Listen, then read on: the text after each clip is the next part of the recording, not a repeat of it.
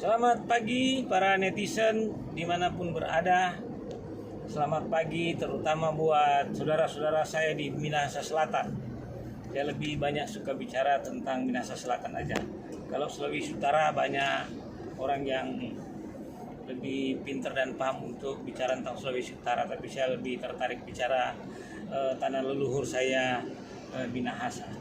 Nah, pagi ini saya sangat bersemangat untuk membahas tentang suatu budaya Minahasa yang orang bilang budaya baku cungkel.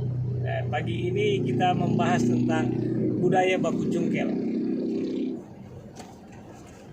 Selama ini konotasi budaya baku cungkel itu selalu dia dilihat dari angle yang negatif. Jadi menjatuhkan orang itu sangat negatif pemikirannya. Tetapi ternyata budaya baku cungkel ini tidak spesifik hanya berlaku di tanah Minahasa. Tetapi budaya baku cungkel ini sebenarnya sifatnya universal. Di mana-mana di seluruh dunia, terutama di negara yang menganut paham demokrasi, maka budaya baku cungkel itu sangat subur. Jadi baku cungkel itu merupakan sebenarnya proses eliminir terhadap pemimpin-pemimpin yang sedang berkuasa atau calon-calon pemimpin. Jadi sebetulnya budaya baku cungkel itu adalah suatu mekanisme dalam suatu proses demokrasi. Nggak mau di Amerika yang negara maju maupun di negara-negara yang terkebelakang, selalu ada istilah budaya baku cungkel. Budaya baku cungkel itu hanya tidak terjadi kalau pemerintahannya sifatnya monarki. Jadi sifatnya kerajaan. Jadi di kerajaan itu tidak subur, tidak ada budaya baku cungkel. Walaupun sebetulnya secara oligarki, mereka di lingkungan oligarki itu sendiri melakukan budaya baku cungkel itu. Nah, saya ingin melihat pagi ini budaya baku cungkel dari sudut pandang yang positif. Ternyata baku cungkel itu merupakan proses demokrasi yang terjadi di Minahasa sudah dari sononya sampai sekarang. Di Minahasa menjadi pemimpin itu adalah orang-orang yang diakui oleh masyarakat. Jadi sebutan Tonaas itu atau pemimpin itu tidak lahir dalam suatu keluarga monarki, tetapi Tonaas itu lahir dari pengakuan masyarakat. Masyarakat mengakui kemampuan seseorang untuk memimpin, kemampuan seseorang untuk menjadi panutan. Nah, Tonaas itu adalah orang-orang di Minahasa yang hidupnya tidak tercela. Itu kuncinya. Tetapi kalau Tonaas ini di kemudian hari dia melakukan perbuatan tercela yang memalukan, maka dia akan dicungkel. Jadi Tonaas di Minahasa kalau sampai dia melakukan suatu tindakan tercela, baik itu moral maupun tapi ya lebih banyak ke moral, maka dia akan dicungkel. Kalau dia sudah hidup amoral, dia akan dicungkel. Itulah positifnya dari budaya baku cungkel.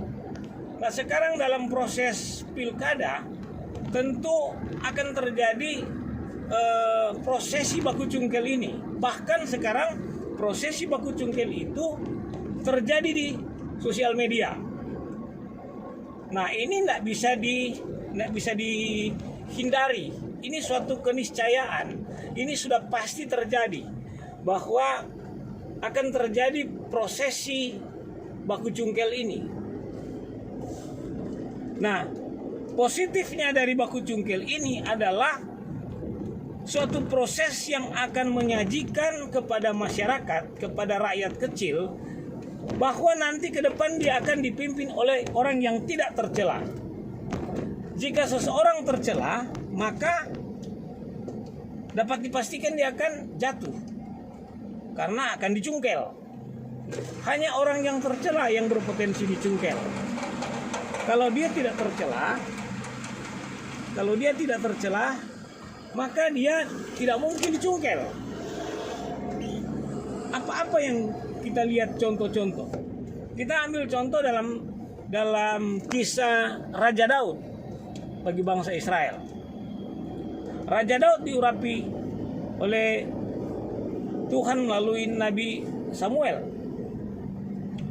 Nah, tatkala dia masih muda, dia sangat hebat. Tapi kemudian tatkala dia berkuasa, ada satu saat dia ngintip seorang perempuan lagi mandi. Dan ternyata perempuan itu bernama Batseba. Kemudian karena kemolekan tubuh Batseba yang dia intip itu, makanya hati-hati bapak-bapak jangan sering-sering ngintip orang mandi. Jadi tatkala dia lihat Batseba, ternyata Batseba itu istri dari seorang jenderal. Kemudian timbul niat daripada Daud merebut Batseba dengan cara apa? Dengan cara mengirim suaminya si Batseba ini ke peperangan dengan harapan kalau mati dia jadi janda. Kalau jadi janda dia mau ambil. Tapi ternyata belum sempat jadi janda dia menimpang di Batseba ini. Nah, disitulah kehidupan Raja Daud menjadi tercela.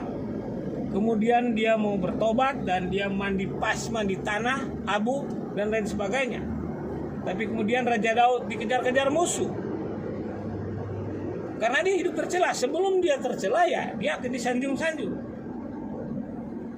Ada banyak lagi yang bisa kita lihat. Kemudian Raja Daud bahkan dia bilang sama Tuhan bahwa dia ingin membangun bait suci. Tetapi kemudian Tuhan bilang, niat kamu memang baik untuk membangun bait suci, tapi bukan kamu yang akan membangun bait suci, tetapi anakmu si Raja Sulaiman, Raja Salomo. Nah, karena apa?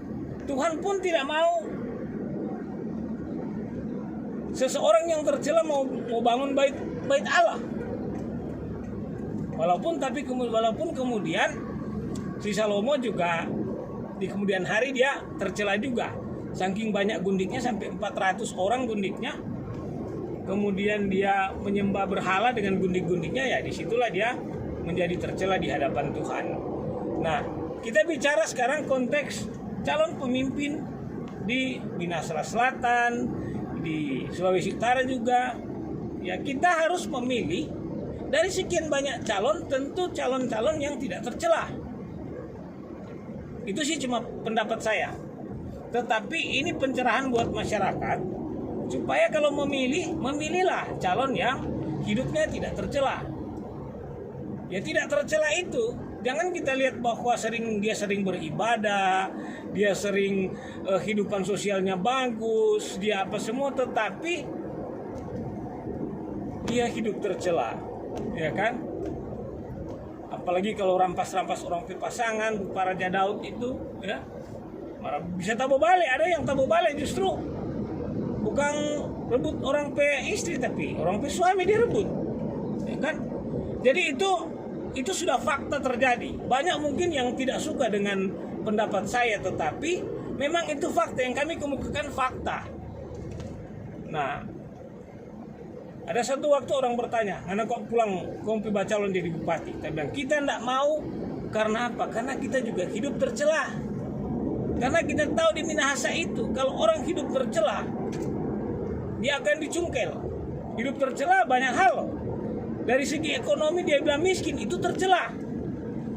Dari segi moral, pengbahugel, itu tercela. Dari segi berbisnis, sering menipu, itu tercela.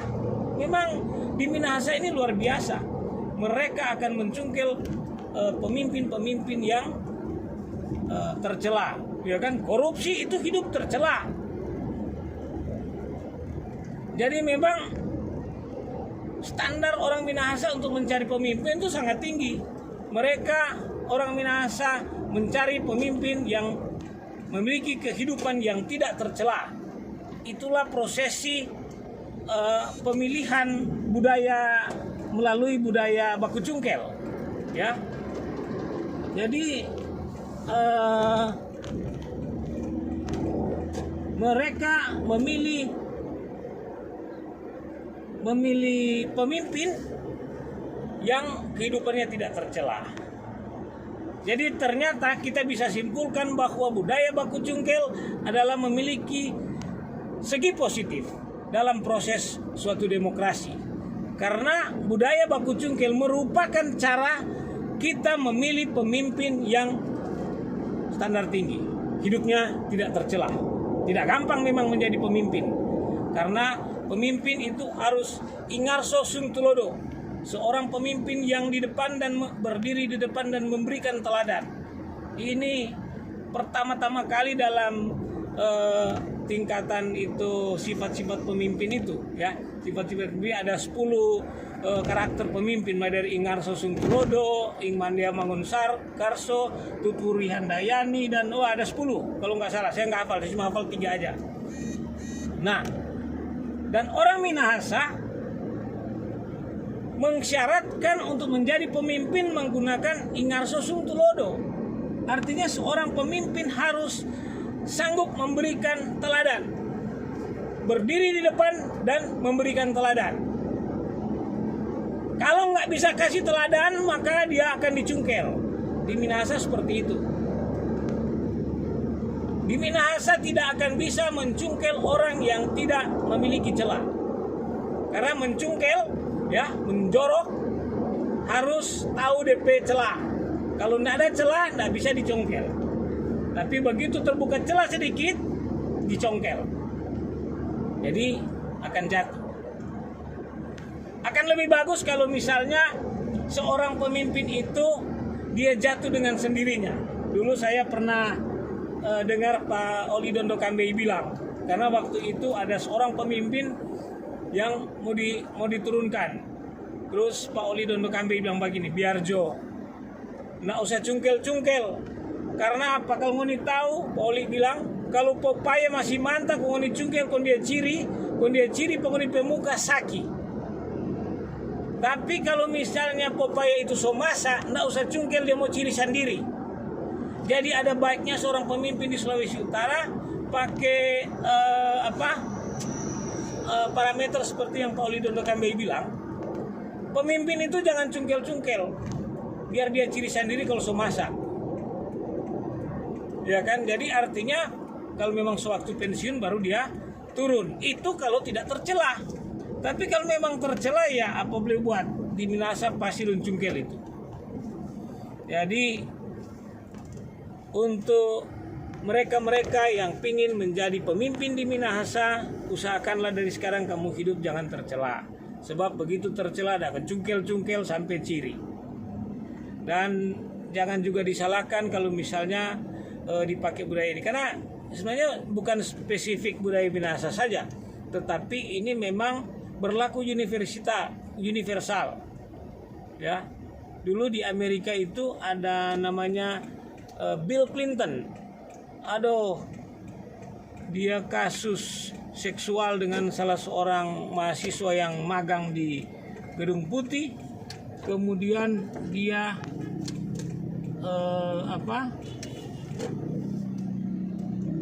dia